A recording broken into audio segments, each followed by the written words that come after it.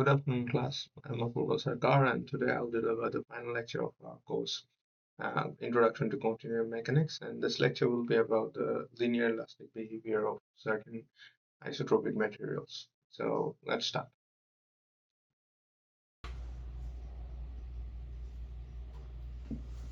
So, first of all, we will like to start the discussion with a review of previous concepts and lectures discussed so that we have a basic for today's discussion. First of all, we will review our previous lecture, that was lecture 27.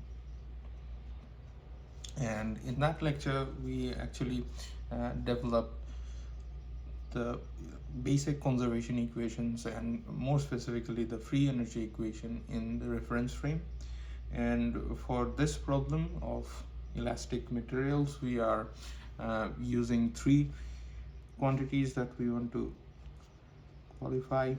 That is psi r, the free energy, TRR, the second PLO-Kirchhoff stress tensor, and the right Cauchy-Green strain tensor. These are the three quantities that we are basically discussing here. And using these three quantities, we want to develop relationships between them. We are using CNP here, Coleman-Nogue procedure, to develop these equations. So we can express the psi r and TRR using C. So our formulations of them will just become psi r is equal to psi r cap, and expressed in terms of C, and also our TRR will be equal to TRR cap. This will also be expressed in terms of C. Yes. So to evaluate these two equations, we employ CNP. And what CNP states is that none of the constitutive relationships that we are developing can actually violate the second law of thermodynamics. So we have to ensure that all of our constitutive relationships are satisfying the second law. And these constraints are implemented using the free energy imbalance, and for our case this free energy imbalance equation becomes as we developed in lecture 26 to be psi r dot minus half TRR double dotted with C dot, and this value actually has to be less than or equals to 0, so that second law of thermodynamics is not violated. Here we can actually simplify and simplify it a bit. Not actually simplify, we can actually replace the value of psi r dot with its derivative. So it will be something like this: psi r cap in C double dotted with C dot. And this is the basic chain rule that we are implementing. Now if we plug in this value of psi r dot over here, we actually can get an expression like this: psi r cap divided by C, and this is expressed with C, minus half of TRR, and we double dot it with C dot. And this is our left hand side, and this has to be less than or equals to 0. Now if we apply CNP here, apply the Coleman-Nogue procedure, what the Coleman-Nogue procedure basically does is it tries to invent certain scenarios where the second law of thermodynamics might not be valid. For that, if we see here the C dot value, it is an arbitrary value, it can have any arbitrary value, and if we don't have this quantity to be 0, C dot can have any arbitrary value and can violate the second law of thermodynamics for some cases. So that doesn't happen, we have to take this value to be 0. So our equation becomes psi cap r expressed in C divided by C minus half TRR. And this has to be 0. From here we can express a value for TRR the second Piola-Kirchhoff stress tensor to be twice the derivative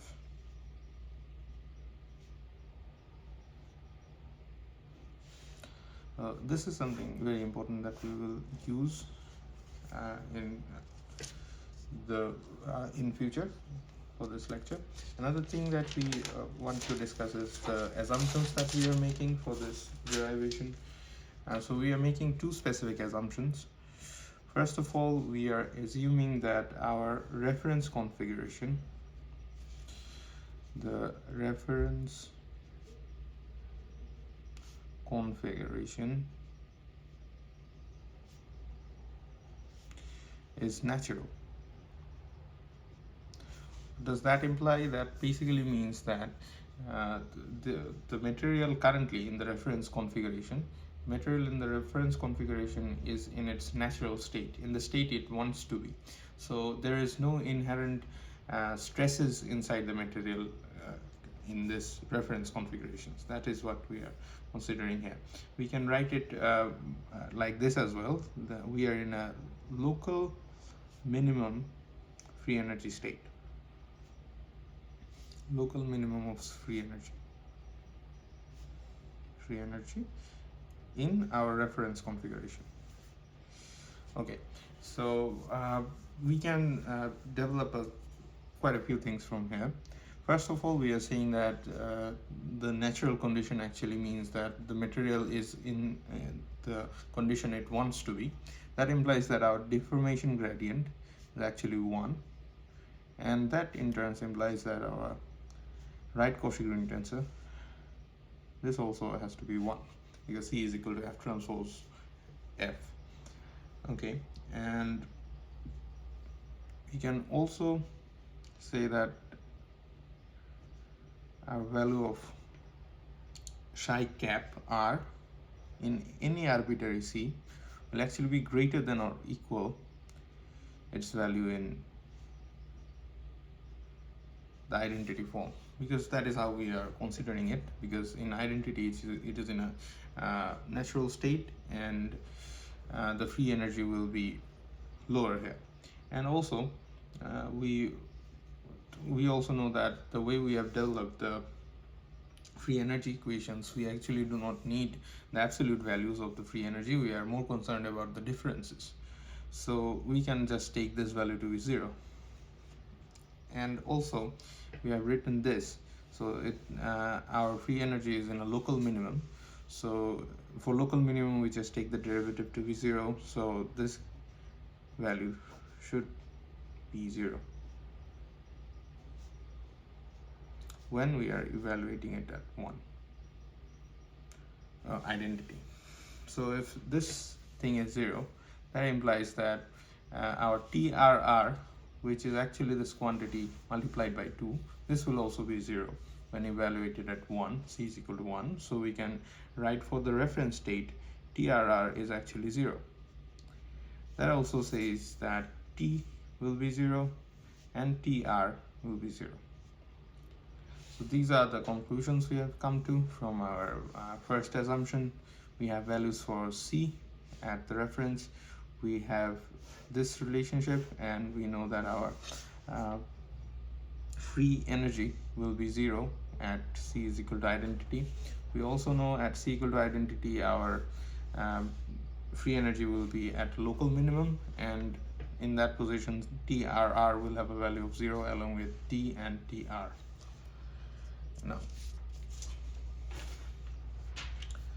Now going to the second stage of it, we are making another assumption here, and our second assumption basically is that we are only dealing with small displacement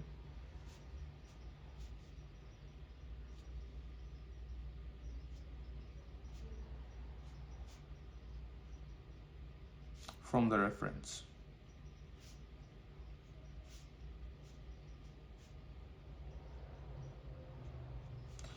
Now what does that mean? We know displacement U can be expressed like this, where it is the current state's x minus the reference value, Okay, we can take the gradient of u and calculate the displacement gradient. H is equal to grad of u. From H we can also derive a value of f. F is equal to identity plus H. And from this we can actually get a value for the Lagrangian strain tensor, half C minus I, where this C is actually the F transpose multiplied by F, and the values of F are also can also be expressed in terms of the displacement gradient. So plugging these values in, we can find E to be equals to half H plus H transpose plus this. Now if we consider only small displacements, we can get rid of this higher order term and we will get a infinitesimal value for this strain. And for this discussion we are just always considering this, so sometimes we can imply this E bar as just E because we are not considering any other cases except for this. Okay, and one final thing that will be important as we go forward is the Taylor series, and we will need the Taylor series expansion quite a few times, so we will just do a short discussion on it. So what we want to remember is that the Taylor series expansion for some reference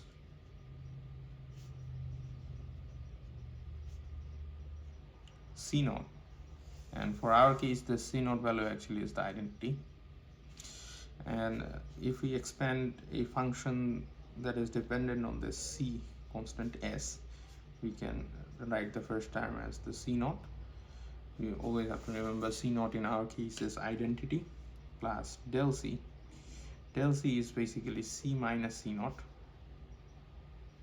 and the C naught is identity for us. This quantity double dotted with the derivative, and this is evaluated at C naught plus half del C double dotted with this.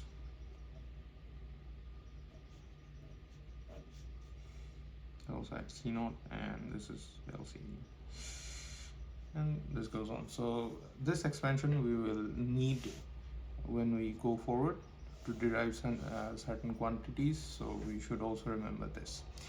So with that we will conclude our review section and we will go to our derivations, but if we need to review something else we will do that within the lecture. So yeah. Another very important thing is when we are saying that the reference configuration is natural, we are also saying that we are working in a local minimum, and we need to ensure that that condition is okay, because then we have to say that we are inside a neighborhood like this,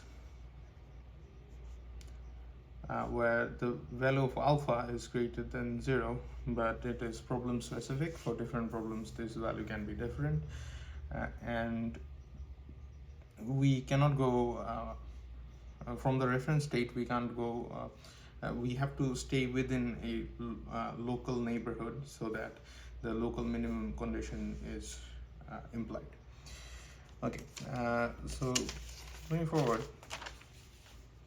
next thing that we want to do is we want to use the Taylor series expansion to get some estimates of values, like we want to estimate the values of stress, and for us the stress actually means TRR, the second Kirchhoff stress tensor, and we also want to get an estimate of free energy, and that is psi.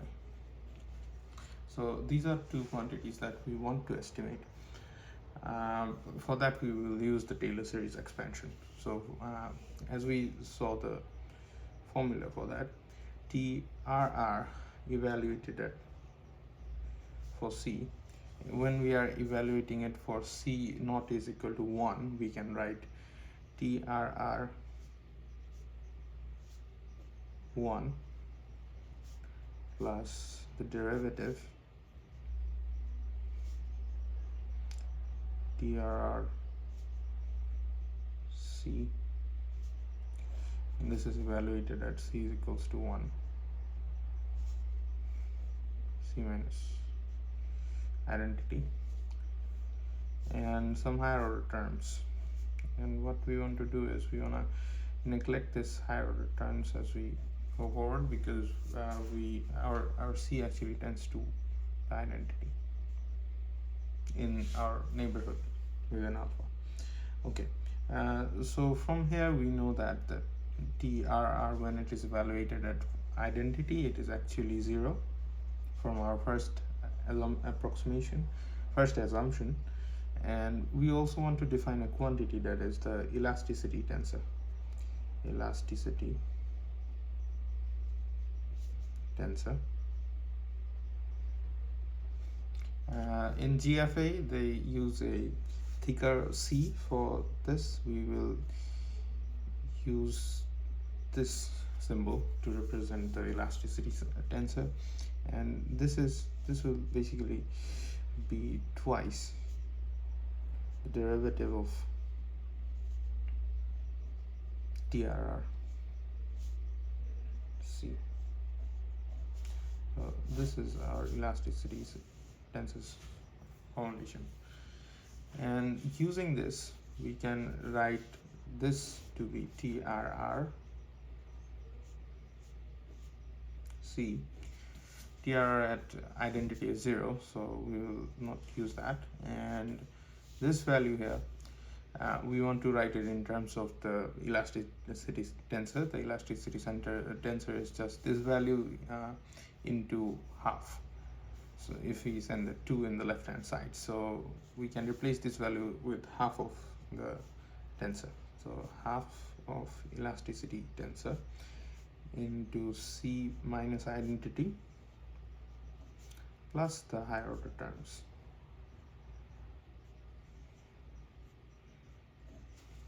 And from here, this half C minus 1, we know this is the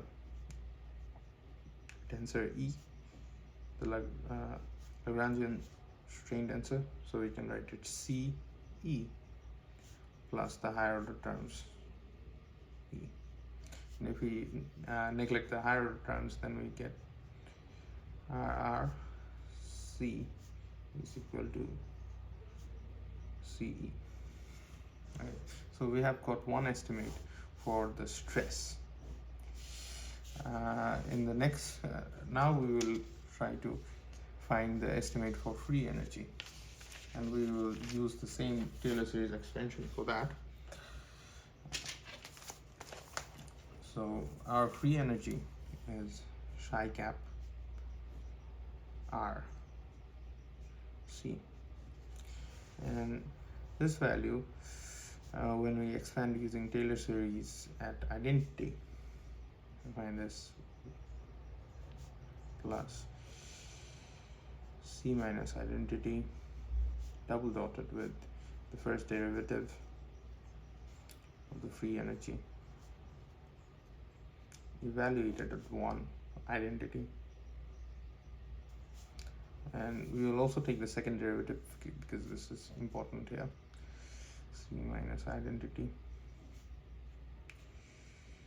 the second derivative of psi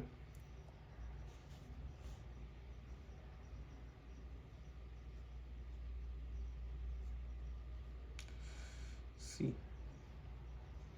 and this is evaluated at C is equals to 1, and our C minus 1, and we have some higher order terms. Okay, now in the previous part we actually had defined C. We had defined C to be twice the first derivative of TRR. Here we have the second derivative of psi r. So we will represent the elasticity tensor in terms of psi. So we know TRR, this value. This actually has a relationship with psi. So if you look at it here, so TRR is actually twice the first derivative of psi, and we also know C, the elasticity tensor is just twice the first derivative of TRR. So the elasticity tensor will be 4 times the first derivative of psi r. So we can just write the elasticity tensor C as 4 times the second derivative of psi r C divided by this is evaluated at 1. We can write this because we already defined C to be twice the first derivative of TRR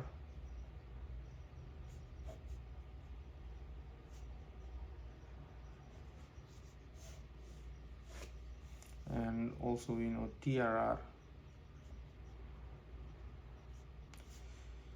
itself is twice the first derivative of psi.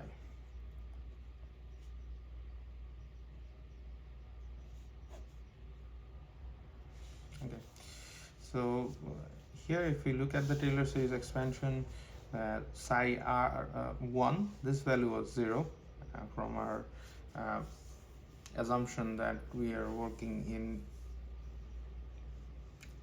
from our very first assumption that we made, the reference config is natural. From there, this value is actually 0.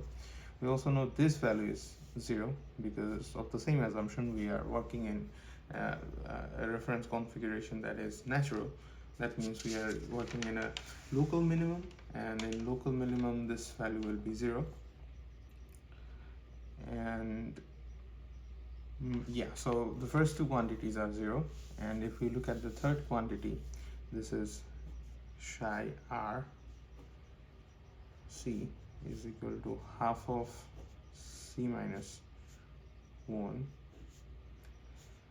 the second derivative,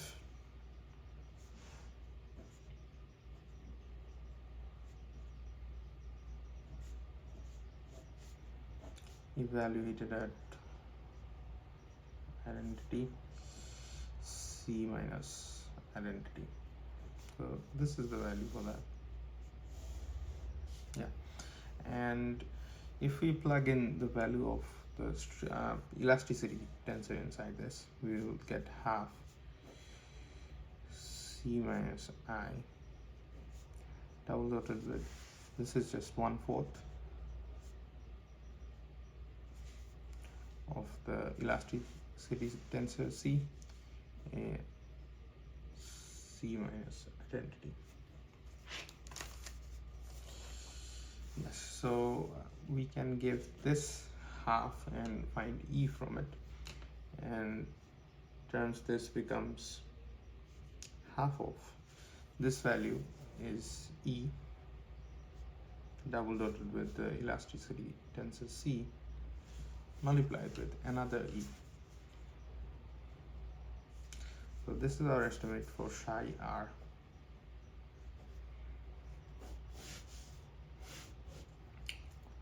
Okay, we also want to establish a relationship with the reference config values and the current configuration values. So if we look at the value of f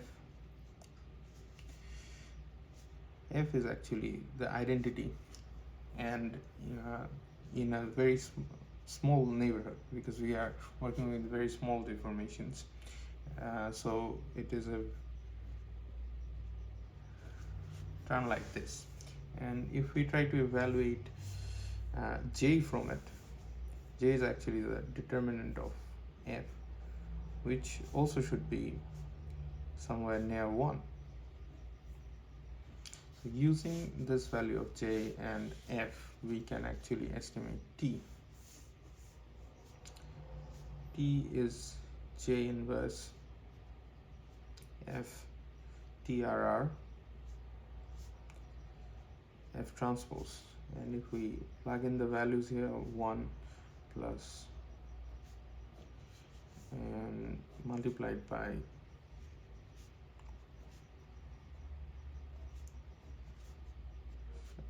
TRR into F transpose, which will also have the same values and orderings. Yeah, and if we multiply this, we will find that this is equals to TRR plus some higher order term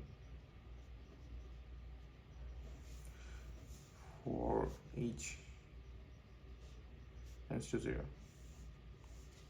Similarly, we can also calculate TR, and TR is equals to JT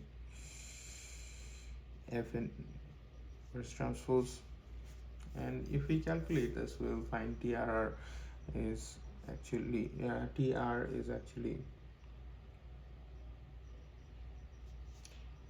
T plus like this. So if we neglect all the higher order terms, we will find that T actually is equals to TRR is equals to TR, this value. And we also know that rho is equal to J rho R, and as we know, the value of J is in this order, so rho, the reference configuration rho and the density in the current configuration, these two will be equal if we neglect all the higher order terms. Also, that is true for the body force. So we will get values like this if we consider the higher order terms to be neglectable and we are working in a very small neighborhood. So we are going to use this relationship and the below relationships to now estimate the actual governing equations and simplifying them.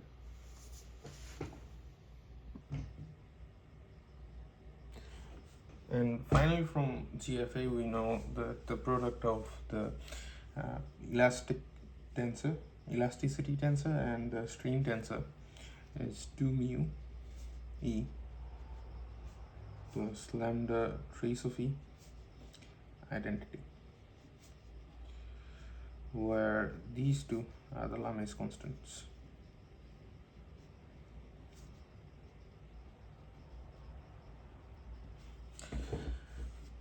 And this equation is true for any isotropic material where the tensor C, which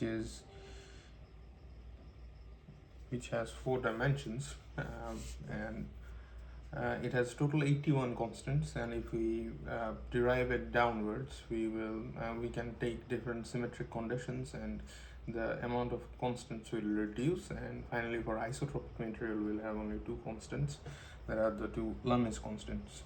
We also derived that TRR is equal to CE, and we know TRR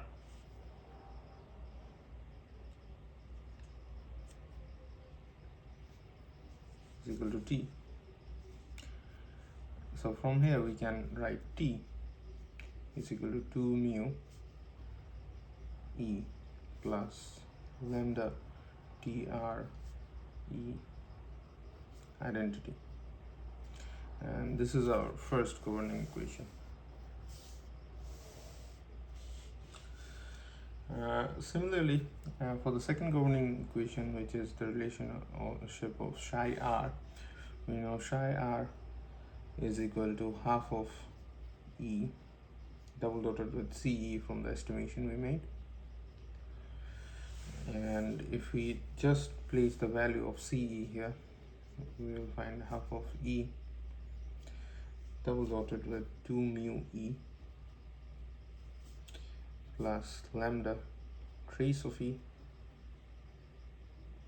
identity. And if we do the double dot operation here, uh, this multiplied with this is just mu e double dot d plus this multiplication ends in half lambda e double dotted with trace of e identity.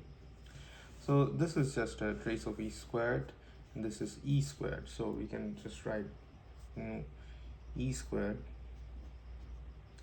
plus half of lambda trace of e squared.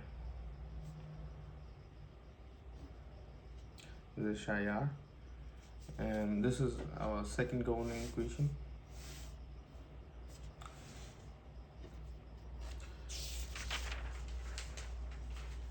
And finally, got the last and third governing equation, which we will need the momentum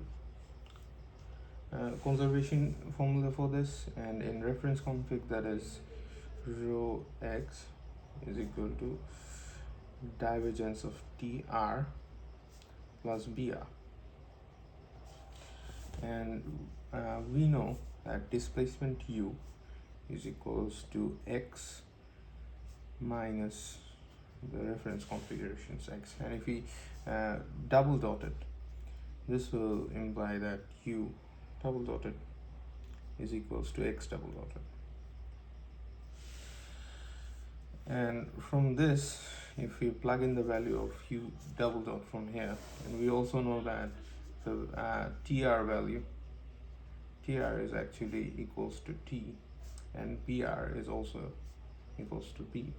So from here, our equation becomes rho u double dotted is equals to divergence of t plus b. From here, we can write divergence of the value of t, 2 mu e plus lambda trace of e identity plus b. And we will now write this as differential forms. So if we recall, the value of e was equals to half h plus h transpose, and h was actually the gradient of u, grad of u, the displacement vector. So if we go write it in index notation, h ij will actually be this derivative, and the transpose, the indexes will just flip. So if we write this over here, we will find that 2 mu comes outside, and this is for the divergence. So we plug this value in,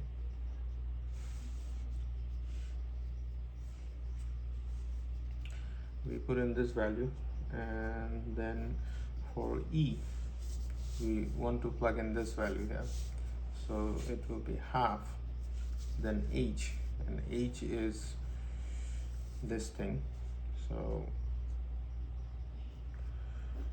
I'll put in ui xj plus, for the transpose we will just have to flip the indexes, so we will get j by xi, this thing, plus, now we will add for the second term for lambda, so lambda will come outside, and we'll have j, we can put in k here because we want the trace, so both of them will be same, del ij for identity and b vector. If we apply these, and this 2 and this half will cancel out each other, and we will take the second derivative of ui and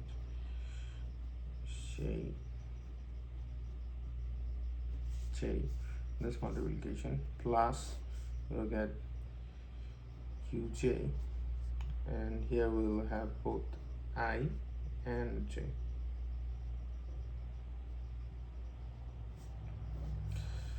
Similarly for lambda, mm, our equation will become k divided by xi xk plus bi. Actually, this has to be bi because we are using index notations here. So this should be bi. And finally, if we calculate from here, what we want to do is we want to keep the xj term here, and this term we want to send it over this and take lambda as a common from here, because k and these j's are dummy indexes, and we can change dummy index values.